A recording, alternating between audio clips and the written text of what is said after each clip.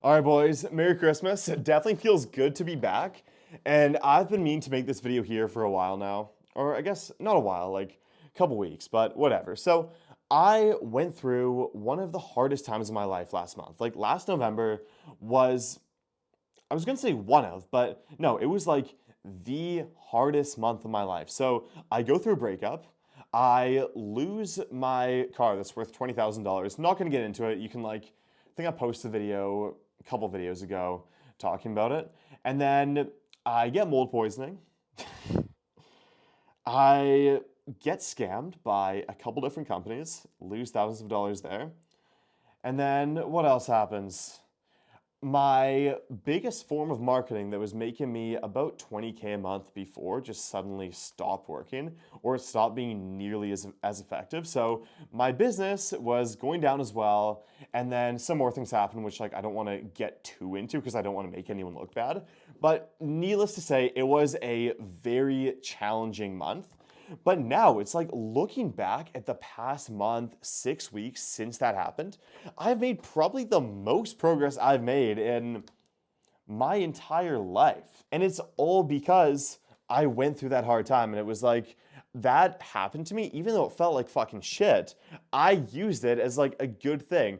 I made it happen for me instead of happen to me. So in this video, I want to go in depth on like how I did that and just how you can apply that to the next hard time in your life, or if you're going through a hard time right now, how you can actually turn that into a good thing. So it's midday, November 19th, and I'm sitting inside this car that I bought about 5 or 6 months ago, and it was the first nice car I've had in my life. Like, my first car was a Honda Civic with this massive dent in the back, and then these scratches on the other side. And I ran this car detailing business. I still do run the business. We're one of the biggest in my city. But back then, I was like running the business, doing all the work myself back in high school and the year after.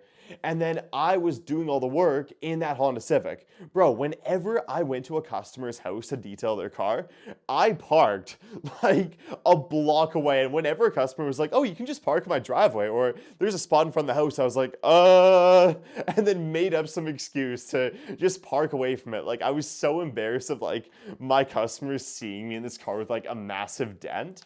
And then when I finally got my car detailing van, I was so happy because like I finally like had something cool for my business. Like I had this business vehicle. I finally felt official. So I felt super confident pulling up to customers' houses. But whenever I had a friend or went on a date, that was a different story. I might have felt better pulling up in the Honda Civic. So when I finally got my Mercedes, that was the first time that I actually felt proud to pick up a friend, like go on a date, pick up my girlfriend at the time, or just show the car off on social media. Like it was the first time I actually felt proud to have people see my car. And it felt great, man. Like I remember like whenever I hung out with a friend, like went to their house or like my girlfriend's parents, like seeing my car and complimenting it and being like, oh yeah, that guy like really has his shit together. He drives a nice car.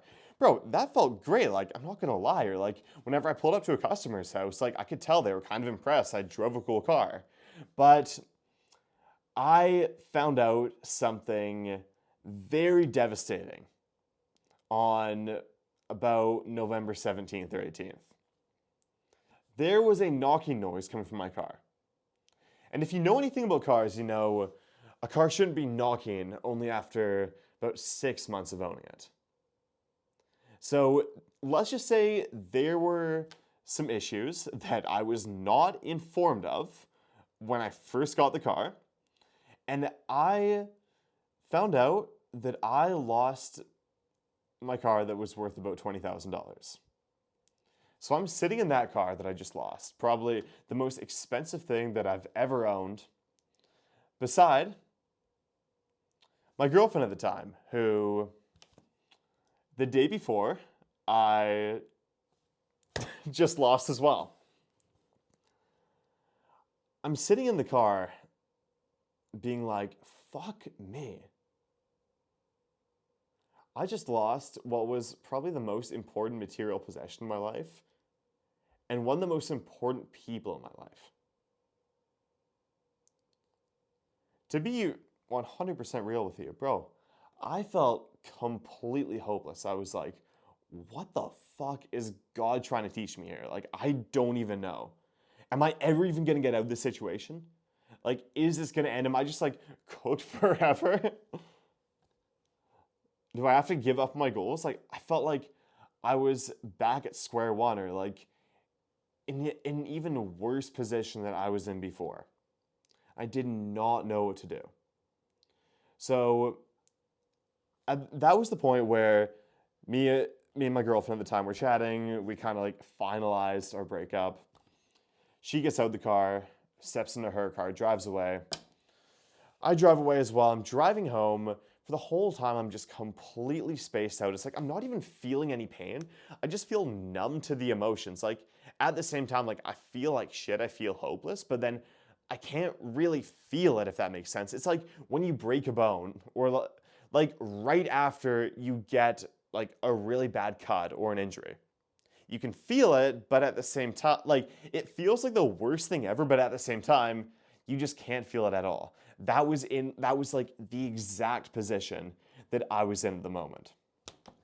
The next day I wake up, and for the next few days after that, bro, I feel like shit. I just don't feel like eating. Like I don't know what to do. But thankfully, it's like but thankfully it's like I've got a great friend group of like-minded, ambitious friends, like people who are genuinely looking out for me. I'm looking out for them. And it's my first But thankfully, I've got this amazing friend group of like-minded, ambitious friends, and they're all helping me out with getting out of this situation. And even though I feel probably the worst I felt in my entire life, like I'm going to the gym with them, I'm making sure to spend extra time with them, and those chats that I was having with my friends really, like, they opened my eyes, made me more aware of what's going on, like gave me the opportunity to reflect on it and just learn from my experience. And then two, just realize, like, being able to say these things out loud made me view it from a third person perspective and realize, like, hey, this isn't too bad. Like, everybody goes through these hard times. So definitely made me a lot more grounded. And those two things were probably the two biggest things I did at the start. One, being around great people. And the second thing is actually letting yourself feel the pain. Like, as much as you want to just push it down and tell people, oh yeah, like I'm doing great, like I don't feel bad, like I feel amazing, I'm better than ever. It's important just to be honest with yourself, because times like this do suck. Like, if you're going through a breakup, or if you go through a breakup, bro, that shit fucking sucks. There's no avoiding it. Like, that's one of those things that is like, it's guaranteed to feel bad. And so many people just like lie to themselves about it. They're like, oh yeah, I'm fine. I didn't want that bitch anyways. Like, bro, yeah, you fucking did. Or if you like lose a bunch of money, if you like have a bad month in your business, like, it's good just to feel the pain and like be fucking pissed off about it, because that's when you truly learn. Like, there has to be or at least in my opinion, like there has to be emotion tied to something to actually internalize the lesson and actually want to make a change. For example, every single person knows that you have to live below your means, and it's like, don't make dumb purchases, don't spend more than you make, etc. But so many people don't. Like, probably like 80% of the world doesn't live below their means and like is not as financially smart as they should be. But it's like, you only truly learn to do things like that once you've actually made the mistakes, and then you're in like a state of pain. Like, you just saw yourself lose a bunch of money. You just lost like a shit ton of money from like a bunch of dumb credit card purchases, or like buying something you shouldn't have.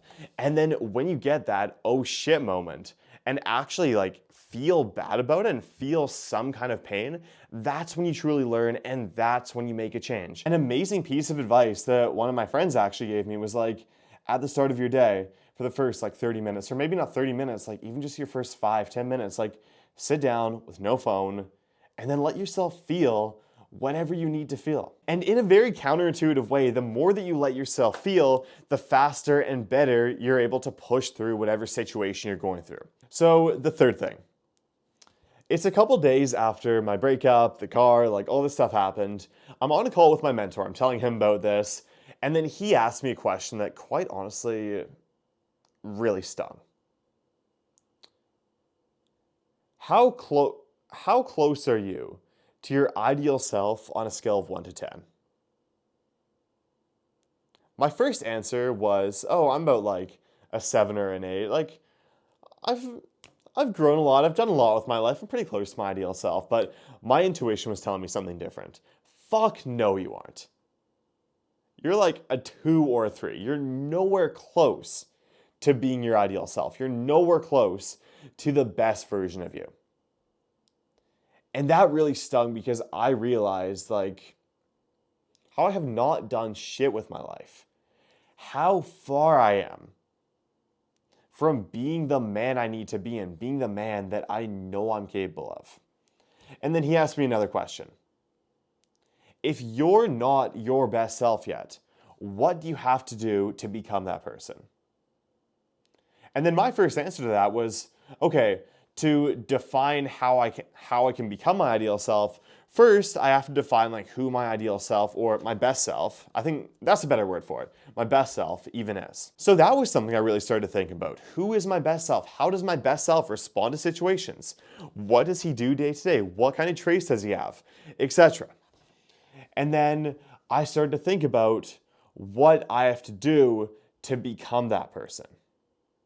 And for the next 3 days, like those were the only thoughts going through my mind. Who is my best self? And what do I have to do to become him? I can start my podcast again. I can spend more time with good friends. I can set goals higher than I think I can accomplish. And then by going after those goals, and then by aiming for these things that really push me and make me feel uncomfortable, I can then become the type of person who's actually worthy of achieving them. I can move out. It's like I'm renting from my parents right now and like I'm definitely making enough money to live in a nicer apartment. So why don't I do that? Why don't I find a friend to move in with and then move into one of the nicer apartments in my city? Another thing I thought of is like I can go traveling, which can then force me to run my business remotely, push myself to definitely do the uncomfortable thing of having my business run in my city while I'm somewhere else. And then by going traveling, like I learn so many things and I grow as a person. And then like there's a whole list of things I can do that will push me to be my best self. So that's what I want you to do. I want you to, one, define who your best self is, and two, make a list of 5 to 10 things that you can do to become that person. Anyways, now I'm so happy to say, man, I'm in. And now, man, I'm so happy to say, like, I definitely haven't fully gotten out of the situation yet. It's like I'm still trying to deal with the stuff with the car and etc. Like, there's still some stuff going on that I definitely don't want to talk about on here, but I've made so much progress this past month. And right now, I think I just had my 3rd best month ever in business. My business is going up. I've found some marketing that works. I'm just going to continue scaling, start my podcast up again. Like, I just interviewed the guy who I look up to most in business. I run events. I've got great people coming to my events, a great friend group. And it's like all of these bad things that happened were just the start of probably the best time of my entire life. And all of this could have been the best thing that's ever happened to me. And that is what can happen if you truly make the most out of whatever's going on in your life. When you have a bad time, when you have a breakup, when you lose money, like whatever the fuck. When something bad happens to you, you can make that the best thing that's ever happened to you. So hit subscribe. Also, if you run a detailing business or if you want to quit your job and make over 10K a month, send me a DM on Instagram. I offer coaching, helping you make over 10K a month with branded detailing, and I would love to help you out. So if you're interested in that, DM me on Instagram and I will see you later.